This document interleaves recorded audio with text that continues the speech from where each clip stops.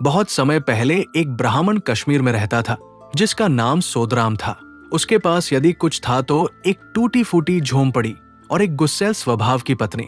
ये पत्नी उसे बहुत परेशान करती थी। वो तंग आ चुका था। इस कारण उसे अपने घर से कुछ ज्यादा लगाव भी न था। परमेश्वर ने मेरे भाग्य में यही लिखा है तो मैं उनके सामने क्या असंतोष दिखाऊं। मेरे भाग्य में यही लिखा है तो यही सही, वो अपने आप से ये कहता रहता था। परंतु उसकी पत्नी के तेवर बिगड़ते रहे और अपमान करना भी बढ़ता गया। कभी कभी यदि वो कुछ कमा कर लाता तो वो झिड़कियां देती और हाथ भी उठाती। जब ये सब उसकी बर्दाश्त से बाहर हो गया तो उसने घर छोड़कर जाने का निश्चय किया। इसलिए अगली सुबह उसने पत्नी से कहा, मैंने सुना है कि कश्मीर के बाहर एक राजा गरीब लोगों को बहुत सा धन देता है। मैं भी जा रहा हूँ, मैं भी अपना भाग्य आजमाऊंगा। ठीक है, चले जाओ, मुझे कोई फर्क नहीं पड़ेगा, पत्नी ने कहा। ब्राह्मण ने यात्रा के लिए कुछ चीजें इकट्ठी की और निकल पड़ा। वो लगातार चलता रहा और कहीं पर भी नहीं रुका जब तक कि वो एक जंगल के पास न पहुंचा। वहां उसे एक मीठे और शुद्ध पानी का सरोवर दिख गया। वो वहीं पर रुक गया, अपना सामान नीचे रखा ताकि कुछ खाकर आराम कर ले।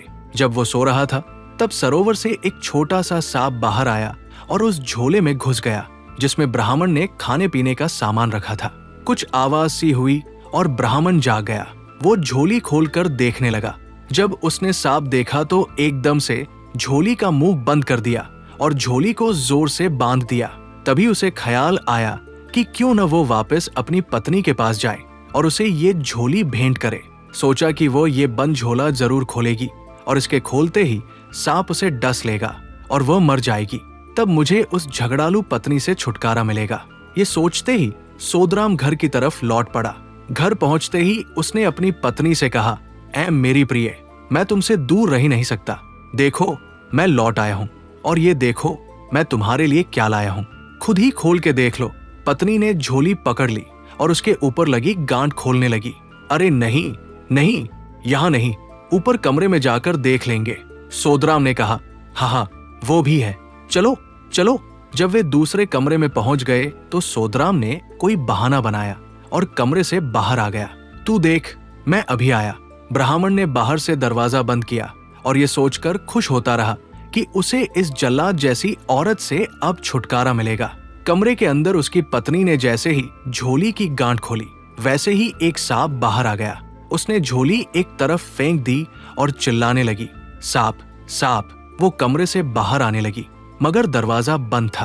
अरे दरवाजा खोलिए। हाँ, खोलता हूँ। मगर सोदराम ने दरवाजा नहीं खोला। तभी कमरे में एक प्रकाश सा उभरा। उस प्रकाशपुंज के पीछे से एक आकृति सी दिखाई देने लगी। वहां अब सांप नहीं, एक सुंदर बालक था।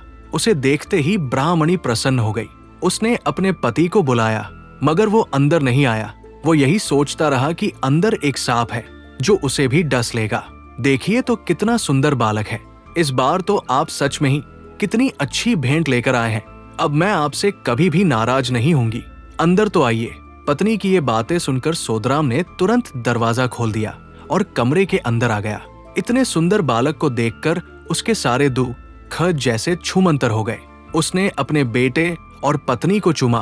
दोनों पति पत्नी प्रसन्न हो गए और अब सुख से रहने लगे। ब्राह्मण का इस बालक के आते ही जैसे भाग्य खुल गया। वो एक धनी व्यक्ति बन गया। उसका हर तरफ सम्मान होने लगा। उसका बेटा जितना बड़ा होता जाता उतना ही सुंदर होता जाता। सोदराम और उसकी पत्नी ने उस बालक का नाम नाग्यराय रखा। 4 वर्ष का बालक इतना बुद्धिमान था कि बड़ों बड़ों को बहस में हरा देता था। हालांकि उसको दूसरे बालकों की तरह पाठशाला नहीं भेजा गया मगर वो फिर भी उन बच्चों से ज्यादा जानकार था। सभी भाषाएं जानता था, ज्ञान की बातें कहता था। ये इसलिए क्योंकि वो स्वर्गिक बालक था। उसमें असीम शक्तियां और गुण थे। जब नाग्यराय युवा हुआ तो उसने एक दिन अपने पिता सोदराम से पूछा, पिताजी, क्या यहाँ आसपास कोई पवित्र जलाशय है? क्यों? किस लिए? मैं एक पवित्र जलाशय में नहाना चाहता हूँ। क्यों? पिताजी, मेरी कई दिनों से क्या बहुत समय से एक सरोवर में नहाने की इच्छा हो रही है, परंतु वो स्वच्छ होना चाहिए, नहीं तो मैं अशुद्ध हो जाऊंगा। सोदराम ने कुछ देर सोचा और फिर कहा, यहाँ हमारे आसपास तो ऐसा कोई जलाशय नहीं है, मगर राजा के बाग में एक पोखर है। उस बाग के चारों ओर एक ऊंची दीवार है वहां जाना तो असंभव है। आप मुझे दिखा दीजिए कि वो बाग कहाँ है। नहीं, कभी नहीं। अगर राजा के सिपाही हमें देख लेंगे तो महाराज को खबर कर देंगे और वे हमें जिंदा नहीं छोड़ेंगे। आप मुझे वहां ले चलिए, हमें कुछ नहीं होगा। आप तो जानते ही है कि मेरे पास दिव्य शक्तियां हैं। मैं कोई साधारण युवक नहीं, मगर फिर भी हमें ध्यान रखना होगा। आप मुझ पर विश्वास रखिए। सो तो है, जब सोदराम राजा के बाग की ओर जाने के लिए मान गए तो वे दोनों राजा के महल की तरफ चल पड़े। नाग्यराय ने देखा कि कितनी ऊंची दीवारें हैं तो वो एक छिद्र ढूंढने लगा, मगर दीवार में कोई छेद नहीं था। आखिर उसे एक छोटा सा छिद्र दीवार के नीचे दिखा। वो प्रसन्न हो गया। उसने अपने आप को एक छोटे सांप में परिवर्तित किया और बाग के अंदर घुस गया। अंदर आकर जब उसने एक पवित्र स्वच्छ पानी का पोखर देखा तो उसने अपना रूप बदला। एक सुंदर युवा के रूप में परिवर्तित होकर वो निर्मल जल के जलाशय में नहाने लगा। जब राजकुमारी ने, जो उस समय बाग में बैठी थी, पानी में छपछप की आवाज सुनी तो उसने अपनी दासियों को ये देखने भेजा कि बाग में कोई घुस तो नहीं आया है। परंतु जब तक दासियां वहां पहुंची, नाग्यराय ने फिर से सांप का रूप धारण करके बाग से बाहर निकलने में सफलता पाली थी। कुछ दिनों बाद वो फिर से आया और वहां नहाने लगा। जब इस बार भी राजकुमारी ने छपछप की आवाज सुनी तो वो गुस्सा होने लगी। राजकुमारी हिमाल ने अपनी दासियों से कहा, कौन है ये जो मेरे बाग में आकर मेरे ही ताल में नहाने की हिम्मत कर रहा है? देख कर आओ और जो भी हो उसे पकड़ कर ले आओ। दासी आ गई, मगर इस बार भी वे नाग्यराय को देख न पाई क्योंकि वो निकल चुका था। तीसरी बार जब नाग्यराय आया तो हिमाल वही ताल के आसपास थी। जब उसने एक अति सुंदर युवक को ताल में नहाते देखा तो वो देखती रह गई। ऐसी सुंदरता तो साधारण मनुष्यों में होती नहीं। कौन हो सकता है? वो सोचने लगी। ऐसा और इतना सुंदर पुरुष उसने कभी नहीं देखा था। जब युवक ने अपने आप को एक सांप में परिवर्तित किया तो हिमाल ने अपनी एक दासी को कहा कि वह इसका पीछा करे और देखे कि ये कहा जाता है। जब कुछ देर बाद दासी लौटी तो उसने राजकुमारी से कहा कि बाहर निकलते ही उस सर्प ने वापस युवक का रूप धारण किया और ब्राह्मण सोदराम के घर में गया। लगता है कि ये उसी ब्राह्मण का बेटा है। राजकुमारी हिमाल अपनी माँ के पास गई और कहने लगी कि उसे नाग्यराय के साथ विवाह की अनुमति दी जाए, क्योंकि उस जैसे रूपवान युवक के बिना वह और किसी से भी विवाह नहीं करेगी। मुझे उस युवक से प्रेम हो गया है। रानी ने ये बात राजा को बताई। राजा अपनी बेटी के पास गए और कहा, मेरी प्रिय पुत्री, तुम जिस भी राजकुमार के साथ विवाह करना चाहो करो। मैं सभी अच्छे अच्छे राजकुमारों को यहाँ बुलाऊंगा। तुम जिसको भी चुनोगी उसे तुम्हारा पति स्वीकार करूंगा। नहीं पिताजी, मैंने इस ब्राह्मण के बेटे को देखा है। उसके रूप और गुणों के समान और कोई नहीं हो सकता। तुम्हें मालूम भी है कि तुम क्या कह रही हो। वो ब्राह्मण सोदराम एक साधारण सा व्यक्ति है। मैं कैसे उसके साथ अपनी बेटी के रिश्ते के लिए उसके बेटे का हाथ मांगूंगा? कहाँ मैं और कहाँ वह? क्या कभी धरती और आकाश मिल सकते हैं? मैं तुम्हारे लिए दुनिया का सबसे सुंदर राजकुमार ढूंढ कर लाऊंगा। नहीं पिताजी नहीं, इससे क्या फर्क पड़ता है कि वो गरीब है या अमीर। मैंने सोदराम के बेटे को ही अपना पति माना है। मैं अब किसी और को स्वीकार ही नहीं कर सकती। मुझे विवाह भी उसी से करना चाहिए जिससे मैंने प्रेम किया है। राजा कुछ दिनों तक सोचते रहे और आखिर में उन्होंने अपनी बेटी की प्रसन्नता को ध्यान में रखते हुए सोदराम ब्राह्मण को बुलवाने की आज्ञा दी। जब सोदराम ने राजा की आज्ञा सुनी तो चिंता में पड़ गया। वो सोचने लगा, क्यों बुलाया होगा? क्या उनको पता चल गया होगा कि मेरा बेटा राजकुमारी के बाग में जाता है? क्या उनको ये तो नहीं पूछना है कि मैं एक साधारण सा ब्राह्मण था फिर धनवान कैसे हो गया? या कोई और बात है? वो सारी रात सो न सका। सोदराम जब महाराज के सामने पहुंच गया तो राजा उसे देखकर सोचने लगा, क्या इसी के बेटे के साथ मुझे अपनी बेटी का विवाह करना होगा? दूसरे राजा क्या कहेंगे? मेरे मंत्री क्या कहेंगे? परंतु उसने फिर हिमाल की बातों को ध्यान किया तो निश्चय किया कि अपनी बेटी की खुशी के लिए इससे बात करनी आवश्यक है। उन्होंने कहा, ब्राह्मण महाराज, मैंने सुना है कि आपका बेटा गुणवान है और रूपवान भी। क्या आप उसे मेरी बेटी के साथ विवाह के लिए अनुमति देंगे? महाराज, आप महान, अति बुद्धिमान और ज्ञानी हैं, प्रजा के पालक हैं। मैं आपकी आज्ञाकारी प्रजा हूँ। आपने जो ठीक समझा उसमें अवश्य ही हम सबका हित है। राजा और प्रजा सुखी रहें। मेरे लिए इससे अधिक शुभ क्या हो सकता है? तो ठीक है, हम राज ज्योतिषी से विवाह का मुहूर्त निकलवाते हैं। राजा के महल से निकलकर सोदराम घर की ओर चला, मगर वो प्रसन्न था और दुखी भी। प्रसन्न इसलिए कि उसके बेटे का विवाह राजकुमारी के साथ होने जा रहा था, और दुखी इसलिए कि इतनी बड़ी शादी का खर्चा वो कैसे उठा पाएगा। जब वो घर पहुंचा तो उसने सारी बात अपने बेटे और पत्नी को बताई। पिताजी, चिंता न कीजिए, आप महाराज के पास जाकर पूछ लीजिए कि क्या वे मुझे एक साधारण से दूल्हे के रूप में या फिर बाजे गाजे के साथ देखना चाहते हैं। हमारी बारात कैसी होनी चाहिए, उनकी क्या इच्छा है। अरे बेटे, ये कैसी बात कर दी तुमने। मैं धनवान जरूर हूँ, मगर एक राजा का क्या मुकाबला कर सकता हूँ।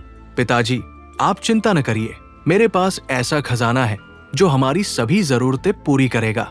आप निश्चिंत होकर उनसे पूछिए। हमारे लिए ये जानना जरूरी है कि वे किस प्रकार की बारात चाहते हैं। अगले दिन सोदराम महाराज से मिला तो राजा प्रसन्न हुआ और कहा कि मैं चाहता हूँ कि बारात धूमधाम से आए। निश्चित दिवस पर एक बहुत बड़ी बारात राजा के महल में गई, जिसकी व्यवस्था नाग्यराय ने एक पत्र द्वारा की थी।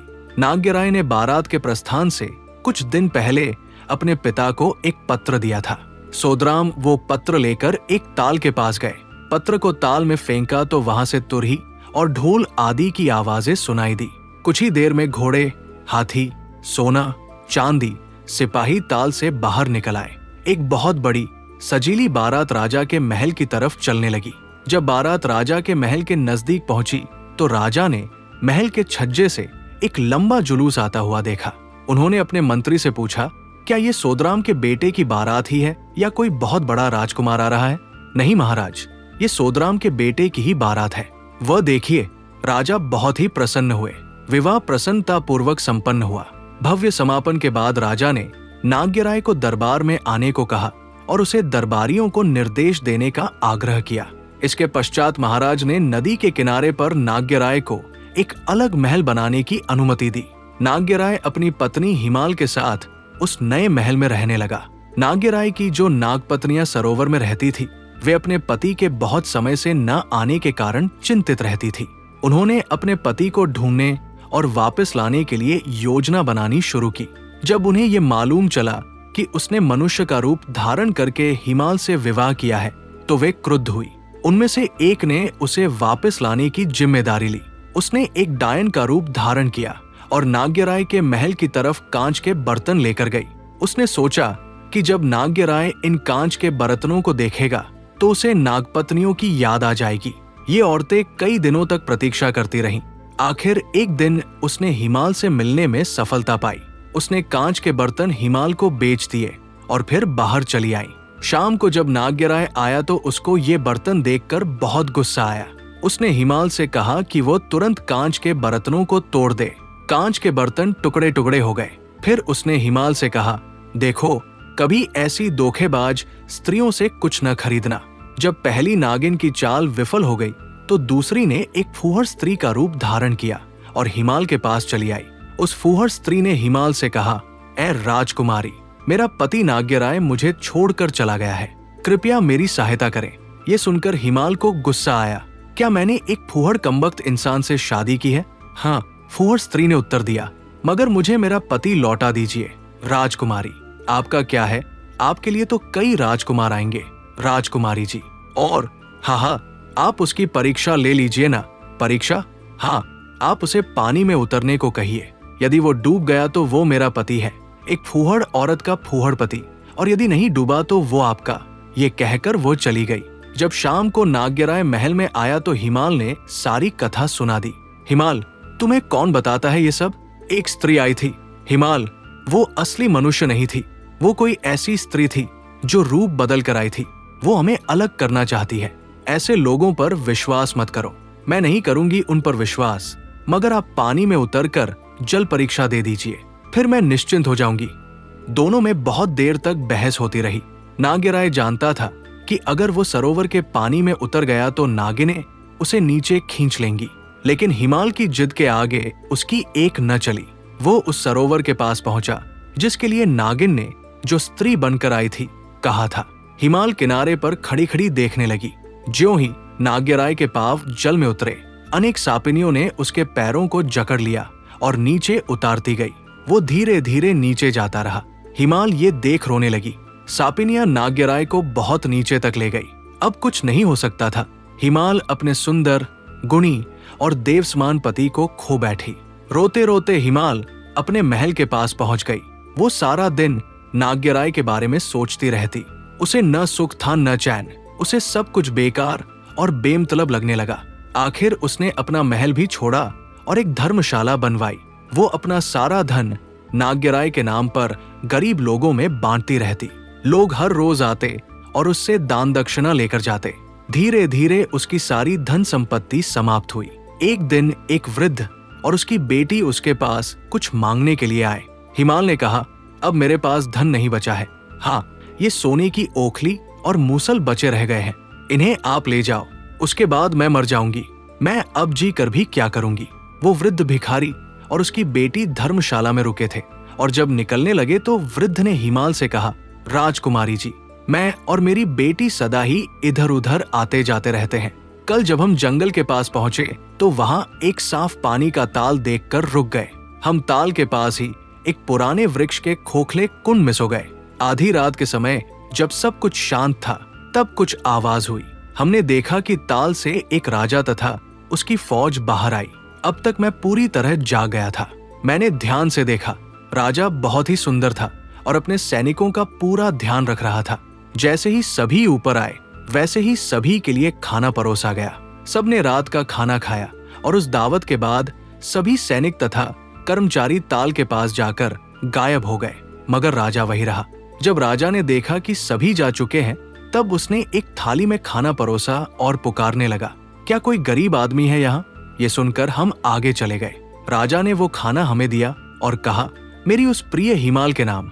इसके बाद वो भी ताल के पास पहुंचकर गायब हो गया। ये सब सुनकर हिमाल का जी घबराने लगा। वो सिहर उठी। उसे समझ नहीं आ रहा था कि वो हंसे या रोए, क्योंकि वो जानती थी कि वो ताल के पास प्रकट हुआ राजा नाग्यराय ही था। उसने वृद्ध भिखारी से कहा कि क्या वो उसे उस ताल के पास ले जाने की कृपा करेगा। क्यों नहीं, वृद्ध भिखारी बोला, जिसे सोने की ओखली और मूसल हिमाल ने दे दिए थे। वे तीनों जंगल की तरफ निकल पड़े और संध्या समय होते ही ताल के पास पहुंच गए। वे रात होने और ताल से प्रकट होने वाले लोगों की प्रतीक्षा करने लगे।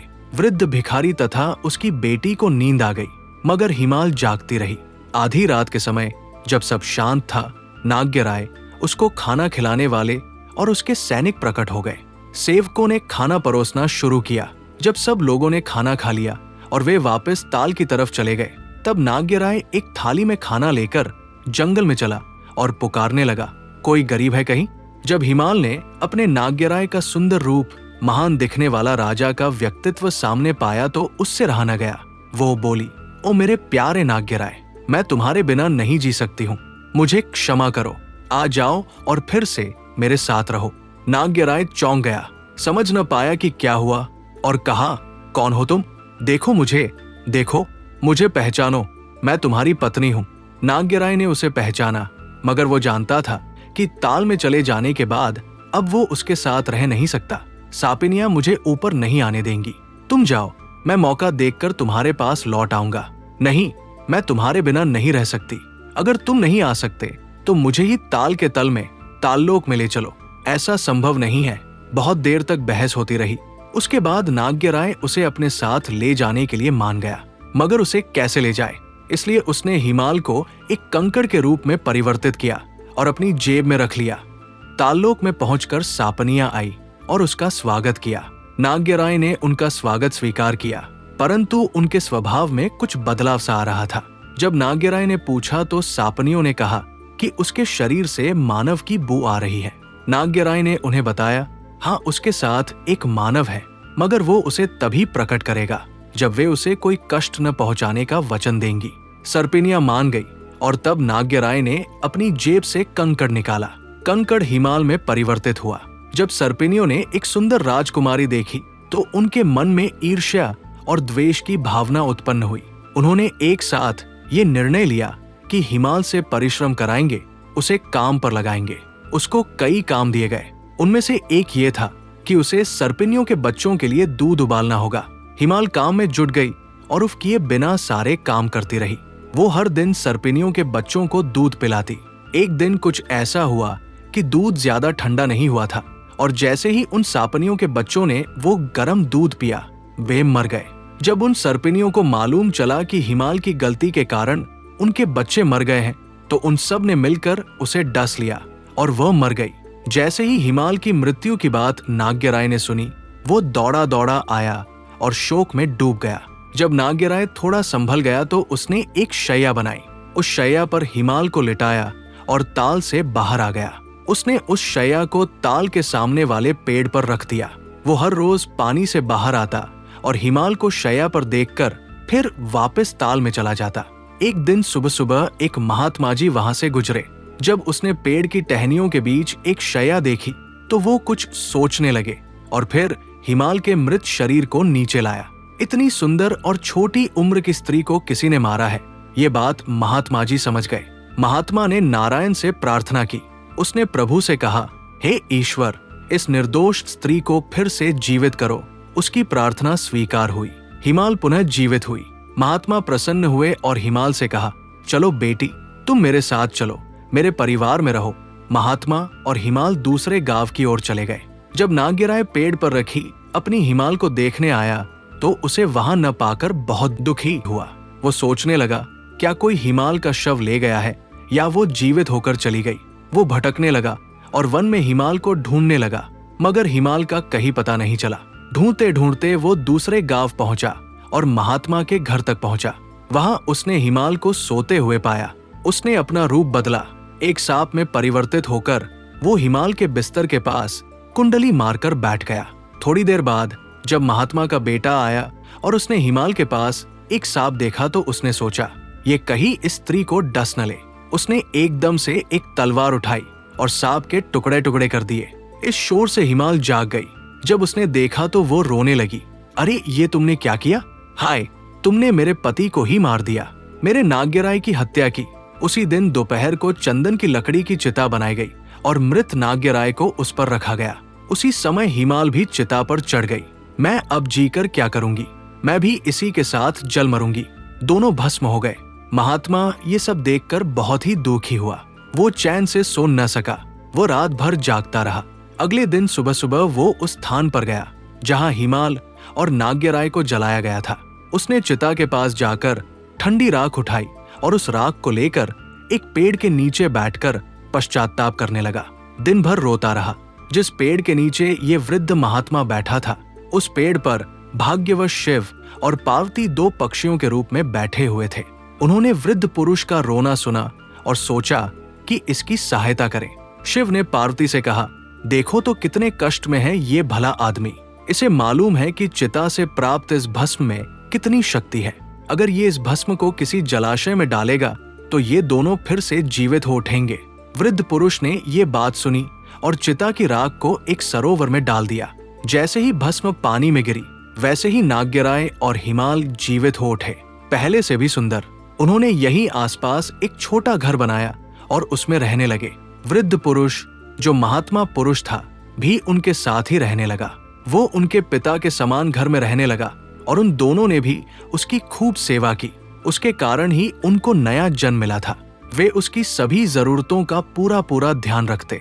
एक दिन वो वृद्ध पुरुष उन्हें आशीर्वाद देते देते स्वर्ग सिधार गया। उसके बाद भी उसके आशीर्वाद के कारण वे दोनों उसी छोटे से घर में सुखी जीवन बिताते रहे।